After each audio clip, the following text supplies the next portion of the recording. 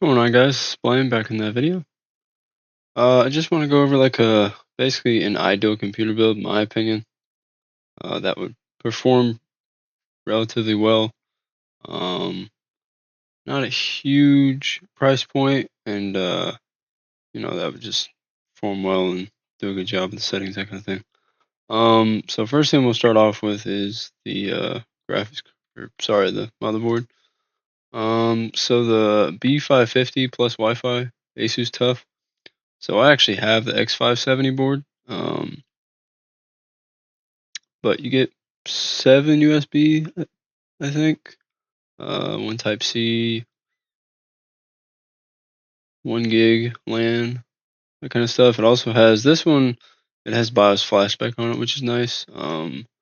This one apparently does. They both have dual BIOS, which to me is very important because I have had one scenario where somehow my BIOS got corrupted out of nowhere. Don't know how that happened, but switched it back and to the other one and it was fine.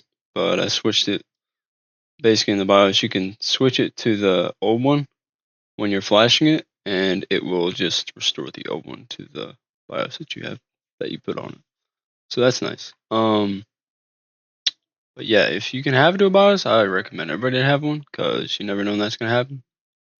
But anyway, obviously it's 128 gigabytes of RAM maximum. USB or wow, Ryzen 5000 supports right off the rip, but 3, 4, and 5000 support is obviously supported. Um, I would recommend the new ones, but the problem is they have their own issues at the moment, and if you don't want to have any issues, that kind of stuff, then I would just go with something like this. It's got good power regulations, all that stuff. It's got 6 SATA ports. You can have 2 M.2 slots, which we're going to be using. I don't believe it has PCI Gen 4 though. That's on the newer ones. Because on the X570 it does have PCI 4.0, but this one does not. Just fine. If you're not getting the newest card, you really don't need it. It's not a big deal. But yeah, I mean that's that. You got Wi-Fi, of course. I usually just get a Wi-Fi card personally, because usually these have really bad distance range. I don't know why, but they just seem to have that problem. You get pretty bad, but anyway, it'll get you by till you can get one for like $50. Get you a Wi-Fi 6 or Wi-Fi 7 PCI card, because those usually don't go out. I used to have a USB. I've went through 2 or 3 of those USB Wi-Fi cards, and it's just they die. I think it's mainly because they just get too hot because they're connected all the time. So, but I've noticed, I think on the other ones they don't have that problem. But that's the motherboard. This is the Seasonic power supply. Seasonic Focus GX ATX3. That's 2024 revision. This has their newer 3.1 connector. I don't remember what that connector's called. Sorry, but it's also obviously the 30 or the 40,000 GTX or RTX 4000 series and 5000 series use it. But you will need that. Well, in the future, probably. I try to avoid having to use that because I don't trust it. They just have issues with that. But I would say 4060, 4070, you're probably fine. But 4080, 4090, especially in 5000 series, like they just have issues. So I don't recommend the recards. But it's 80 plus gold. I feel like, you'll have, obviously it'll be more efficient, less heat lost to the power ratio. Um, I've always used Seasonic power supplies and love them. Never had any issues with them. I used to have a Corsair AX 850 watt. In my first computer, it lived to be like 12 years old, and it didn't really die. It just, if I had a power reset, it would I'd have to wait a little bit before I'd switch back on. So, but once you switch back on, it's fine. But I scrapped it anyway because I'm like, well, I mean, that's just not a good thing. It's not a good sign. But yeah, say Focus power supply, I believe it's a 12-year warranty or a 10-year. They're usually putting 12 years on these power supplies, I believe. Okay, so this has a 1-year warranty. That's interesting. Huh. Okay, that's a little concerning, but I can't imagine that it doesn't have like a 10 or 12-year warranty. But now I'm actually kind of concerned because that doesn't make sense to me. Never seen a Seasonic power supply and have like a 7 or 10-year warranty. Just saying.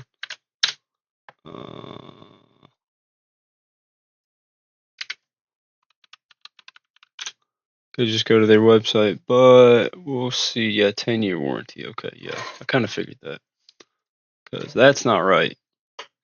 Which that's what I'm saying. That doesn't make sense. 1-year warranty. Never seen that. But anyway, it's 850 watts. That'd be plenty for basically anything except for like a 5090 or a 4090. I would say be careful with that, but it's 80 plus cold, so it'd probably still be fine. But yeah, that's the power supply. And then if we go back, so you get the Ryzen 7 5800 XT. Chill out. There we go. It runs pretty damn hot. Because this is the chip I use, but it's a 5800X that I have. It's the same wattage, 105 watts. 3.8 to 4.8 gigahertz, basically the same speed. But it does get hot. But it is a very good processor. Never really had any issues with it. Obviously, it has a 3-year warranty like all the processors. It's very fast. It does basically anything you throw at it, it'll be fine. Video editing, that kind of stuff, totally fine. Any game, pretty much, it'll be fine. It says, recommends like 9800X, it's still be fine.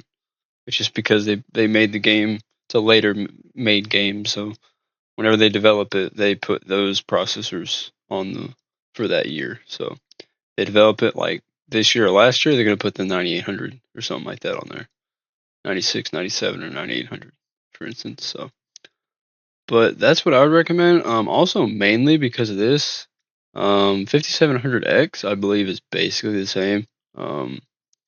You go with either one, but this one is like $10 more than the 5800X, but you're getting Corsair Vengeance low profile RAM, 16 gigs. So that'll definitely be enough to get you started. And Corsair Vengeance is pretty good. I usually prefer G.Skill. It does better compatibility in my opinion, and I've never had G.Skill problems. I did have a Corsair problem before, and that kind of pissed me off. But that's why I've always been with G.Skill. But yeah, it's just AMD used to have a real memory compatibility problem when the Ryzen first gen came out. I had 1800X, and God, that thing did not like that Corsair RAM. It was fine, but God, you could not get that thing running past stock. Like you couldn't get 3200, for instance. It was like 2133, I think. It would not go any higher. It wouldn't go to where what is recommended. But anyway, that is the processor. They're pretty good. And you get 16 gigs of RAM. That's the main reason why I got this one. Was the CPU is really good, and of course that memory is totally fine. Then we got the 2 Swords drives. So we got the Samsung 990 Evo Plus 1 TB. That's gonna be for your games. Me personally, I mean you can use anything you want, but I always prefer Samsung because they have the best hold up time. Excuse me. They have the best hold up time, and I've just always had good luck with Samsung. Obviously, extremely well-known brand. Also very fast, of course. The Crucial I went with. If you can't go with another Samsung, that's probably what I would do. But I can't find a 500 gig for that's cheap at all for Samsung, so I just went with the Crucial. Crucial's pretty good. I've had a Crucial SSD for a good bit, and I've never had a problem with it. I know Crucial is used in a lot of Apple products usually. That's what storage device they're using, in case you didn't know that. But yeah, I mean, 7 gigabytes a second basically. It's damn good. They're both NVMe drives. And that's 500 gig Crucial. And then the CPU cooler, this is basically the one I have now, except I have the 360 millimeter cooler. Um, like I said, this thing gets freaking hot. Um, but this will work no problem with AM4, AM5. It's a 280 millimeter cooler. And I mean, it's good. For me, getting this thing installed was kind of a pain, especially putting that little connector on there. There's a connector in the back that monitors the system, the pump, the fan, and the fan speed and all that stuff. Yeah, it's one connector instead of three separate ones.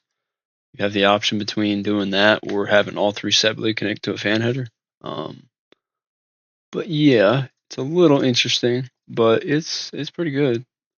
There's no problem with it really. Good reviews, all that stuff. Um, yeah, that is the cooler. Um, Going on here with the case. I've never had any problem with the NGXT brand. Mainly because it's $50 is why I'm getting this, or why I suggest this. It's got a USB Type C, so that's nice to have. I have USB Type C on my case, but I cannot use it. I think I remember looking up when I got it that it's apparently, I think, Intel specific on their boards. But the connector, I think, is basically for Intel boards for some reason. I don't know why, but I don't really care. Whatever, dude. Um, but yeah, I mean, it's all good. And, it's glass panel. It's nice. It's just all black, minimalistic. It's kind of prefer it. Um, but you got fan grills. That's interesting. But yeah, it's always good to have fan grills. So you have to clean it out every once in a while. Comes with two pre-fans. These are obviously airflow fans. They're not the way they're curved and all that. They're not made for obstruction surfaces. So it's not made to push through a radiator, that kind of thing. Um, but they're thin and that kind of thing. So it's really just moving air. That's all it does. And obviously with the radiator being in the front, that's the 280 would go in the front right there. And you would obviously want to mount these the other way, so that way the air could push here and push here, and that way your radiator would be pushing it out of the front of the case. Otherwise, you're going to have conflicting airflow, and that thing's going to be a hot box, basically. Um, Usually, you want to have more intake than exhaust. So, for instance, if you had three fans, you'd want like three intakes and then two exhausts because you want more cool air coming in than hot air going out. If that makes sense.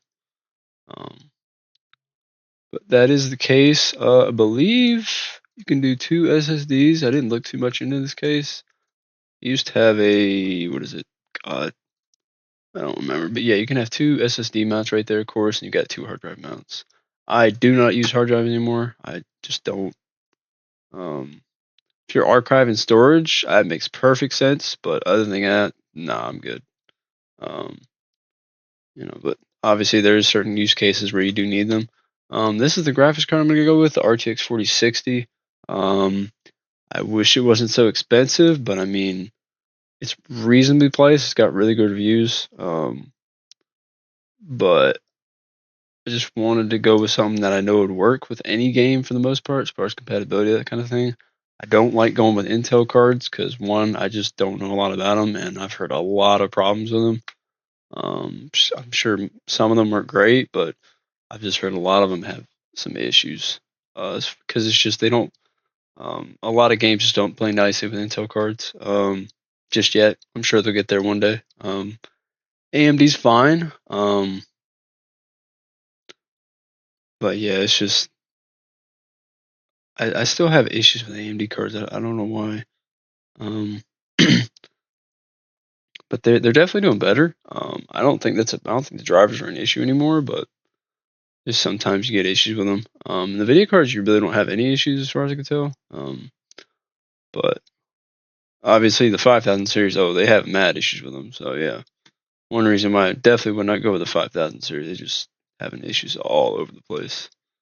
Um, let's see, and then yeah, that's it. But yeah, so let's check out this RAM just so you guys know. But yes, 3200 megahertz. That's ideal. Basically, that's the normal speed range. 36.99. Damn, that is cheap as hell. Okay. But yeah, I mean, I would pick up another one of these kits. Obviously, 32 I feel like is more or less needed at this point. With games.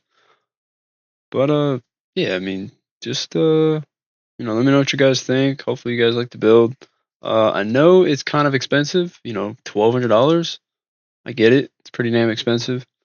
Um, obviously you could take out one of these drives and just have one, but I like to have one drive for the C drive and then one drive for my games at least, if not more. Preferably. If there's anything else I would change, obviously, if you get a better graphics card, that's probably what I would do. If you want a better case, you can obviously do that. There's so much you can do, obviously, but that's what I would suggest. The M.2 drives are fine. This is one of those builds where if I had a customer, I'd be comfortable giving them these parts and building with it. Be fine. Um, all the computers I've built, I've never had them fail. I only had one customer have issues, but it wasn't because of the hardware. It was just because to be honest, I honestly forgot about him. And I asked him, I was like, "Hey, when's the last time you cleaned the computer out?" He's like, "I never really did that." So I was like, "All right, let me have it." And sure enough, took the pump off. It was a H60, so it's old school water pump. And I'm pretty sure it ate the O-ring on the cold plate because there was a lot of corrosion on the cold plate, and had to use corrosion spray just to get it clean for the most part. But yeah, I think that thing was just messed up. I think the antifreeze maybe came out of it. I'm not sure, but yeah, just had to end up scrapping that thing because there was other issues. I'm not sure what was causing it, but I was just like, good lord, okay. But power supply helped it out a little bit too. But yeah, it's just not. I actually gave him the first computer that I made, and that's doing just fine.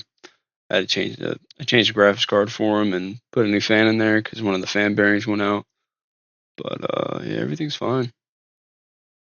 But yeah, let me know what you guys think. But yeah, leave your comments below. Please like and subscribe if you liked it, and dislike if you disliked it.